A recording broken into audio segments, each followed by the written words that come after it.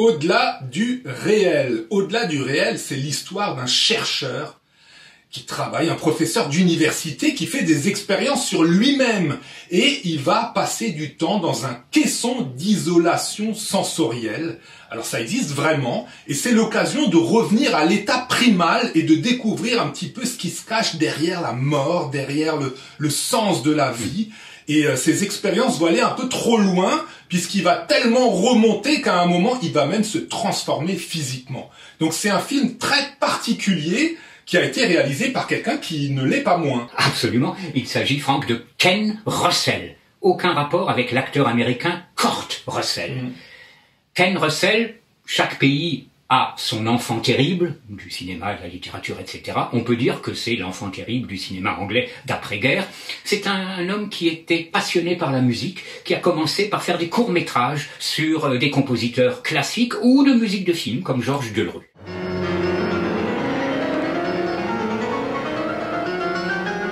Son premier film n'allait pas augurer de ce qu'il fera par la suite, Un cerveau d'1 milliard de dollars, la troisième et dernière aventure de Harry Palmer, l'espion qu'on avait découvert dans Ipcress, interprété par Michael Caine.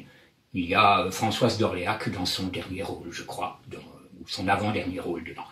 Il gagnera ses galons de réalisateur, disons choc, dans les années 70, avec notamment 2 films, Love, Women in Love, d'après Lawrence, très très ambitieux, très très audacieux, avec Oliver Reed, très grand acteur, le loup-garou de Fisher, Alan Bates, et on revient à la musique, Tchaïkovski dans Music Lovers, interprété par le célèbre acteur plutôt de télévision, Richard Chamberlain.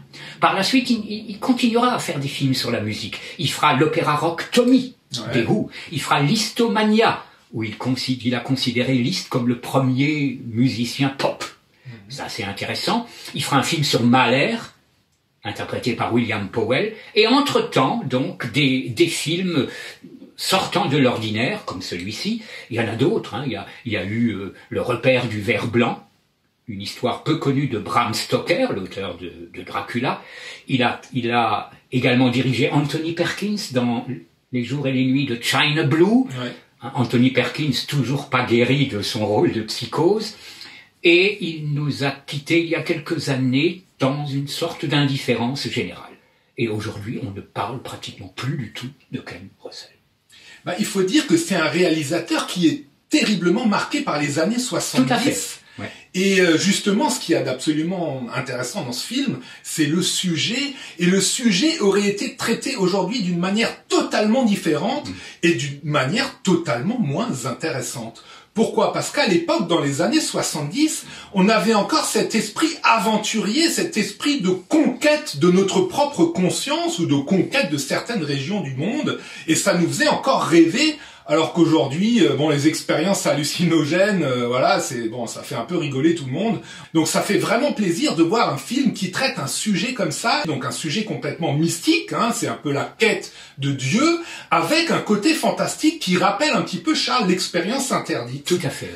Donc là, Charles, on a un casting qui est vraiment intéressant, avec en rôle principal William Hurt. William Hurt, alors là aussi, à ne pas confondre avec John Hurt, qu'on a vu dans Alien notamment. Ils n'ont pas de lien de parenté. Non, ils n'ont pas de lien de parenté. Je crois que l'un est anglais, l'autre est américain. William Hurt, acteur qui a de très nombreux rôles, des rôles marquants, Les Enfants du Silence, par exemple, Le Docteur, etc., qui est le personnage principal. Et qui s'en tire. Oui, le casting est bon, les personnages jouent bien. Oui. L'actrice c'est Blair Brown. J'ai pas grand-chose à dire. Elle est correcte. Il y a également Bob Balaban. Alors là, il a une caractéristique, c'est un acteur. C'est un acteur, vous allez me dire évidemment, puisqu'il joue dans le film, mais il est également réalisateur. Et il a un film très curieux qui pourrait entrer dans nos collections par an, avec des parents cannibales.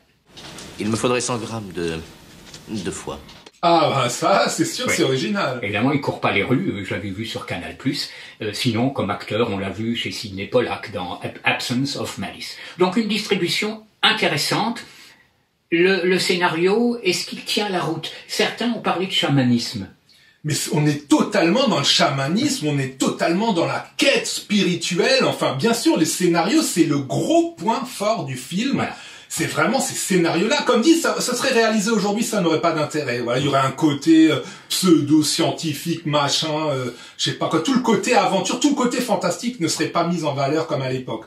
Parce qu'à l'époque, il y en a eu plusieurs comme ça, des films qui ramènent un peu comme ça un esprit. Voilà, on teste un peu les drogues hallucinogènes, tout ça. C'est vraiment passionnant. Et là, à un moment, l'acteur principal, il va au Mexique, il va goûter les champignons hallucinogènes du Mexique. Donc il y a tout ce côté, il y a un côté voyage et puis il y a un côté surtout voyage dans la ville où on se situe. Et ça, je trouve ça encore plus passionnant, puisque à un moment il est à New York et après il va passer dans une autre ville. Et à chaque fois, eh bien, à l'intérieur de son université, il y aura un caisson d'isolation sensorielle. Et ça, pour moi, ce sont les scènes les plus réussies. C'est quand il se glisse dans son caisson avec son adjoint à côté qui regarde les tableaux, les graphiques. Et ça, c'est absolument génial. On a vraiment une ambiance. On a un côté un petit peu qui fait peur. Et puis tout d'un coup, on sent qu'il se passe des choses. C'est vraiment absolument passionnant. Oui, alors on a dit que Ken Russell, c'est un peu un foufou de la mise en scène. La mise en scène, elle est folle. La mise en scène, comme dit, c'est vraiment ces scènes d'isolation sensorielle qui sont très très bien réussies. Il a réussi vraiment à recréer une ambiance.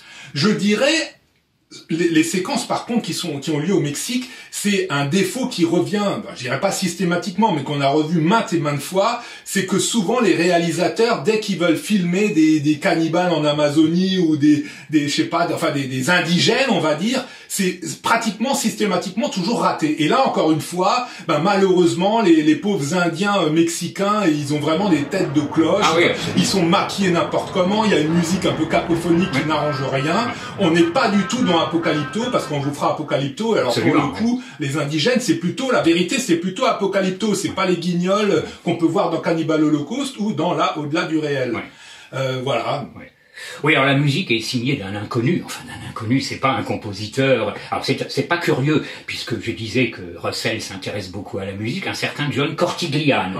Alors la musique est très étrange si on écoute le disque, puisqu'il y a un mélange de symphonique qui peut évoquer Jerry Goldsmith, par exemple le Jerry Goldsmith de Alien, et une musique presque cacophonique, plus dérangeante, mais à mon avis qui est pas 100% satisfaisante.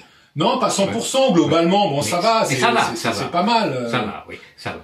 Donc, c'est un film qui présente vraiment plusieurs facettes positives. Oui, alors, il y a des effets visuels qui sont très présents. Il a fait vraiment fort, il a mélangé des images de microscopes avec des images de planètes, avec des images un peu diaboliques, enfin, des images de Dieu. Enfin, c'est un espèce de mix qui, bien évidemment, a très mal vieilli. Aujourd'hui, quand on a un peu envie de rigoler. C'est important de dire que c'est donc un film de 1981.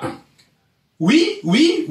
Mais en tout cas, à l'époque, déjà, ça tenait la route. Et puis, en plus, il y a toujours, c'est l'intention qui compte. Donc, dans l'intention, ça reste très intéressant. Il y a des éléments symboliques qui se mêlent, qui sont assez réussis. Donc, le visuel, il a mal vieilli, mais bon, il est, pour venir un petit peu au défaut du film, Charles, je dirais que c'est un film qui est très intéressant, avec une histoire superbe, avec des scènes superbes. Je dirais que malheureusement, ce qui m'a le plus gêné dans tout ça, c'est non pas le casting, non pas la qualité du jeu des acteurs, mais c'est plutôt l'écriture des personnages, enfin l'écriture du personnage principal, puisque malheureusement, ce film normalement aurait dû être adressé à tout le monde. C'est la quête de Dieu, c'est la quête qu'est-ce qu'il y a après la mort, ça nous intéresse tous, c'est un sujet passionnant. Et là, Ken Russell nous a fait un personnage qui est un petit peu perché, puis on a l'impression que c'est son histoire à lui, et tous les autres personnages autour se disent allez, on l'aide, mais il est un peu dans ses histoires, il est un peu foufou. On n'est pas concerné. On se sent pas concerné. Du coup, quand il lui arrive quelque chose, on s'en bat un peu les steaks, et son histoire d'amour avec sa femme, où on le voit 15 secondes, puis après, la fois d'après, ils sont mariés, puis on les voit 15 secondes, puis la fois d'après, ils sont divorcés. Donc ça suffit pas du tout pour s'accrocher à ce couple, et malheureusement, c'est le gros point faible du film, c'est qu'il n'y a pas d'identification qui se fait avec ce personnage, et du coup il n'y a pas d'émotion, et malheureusement on reste dans ces moments, cette histoire qui est passionnante et ces scènes qui sont très réussies, mais ça va pas plus loin. Absolument, tout à fait d'accord. Ce sera beaucoup mieux dans l'expérience interdite, même si c'est pas le même sujet, mais on traite aussi. Oui, parce que là on se sent concerné, on a l'impression de faire l'expérience avec eux. Absolument. Alors, je terminerai en donnant le titre anglais. Ce n'est pas Au-delà du réel, c'est pas une traduction, puisqu'en anglais c'est Altered States, état altéré. De la conscience, hein. Bien sûr. Ouais. Bon titre, hein. Bon titre. Bien sûr, ouais. Bon titre. Donc, voilà une occasion de découvrir ce film et peut-être de redécouvrir la filmographie de monsieur Ken Russell. À bientôt.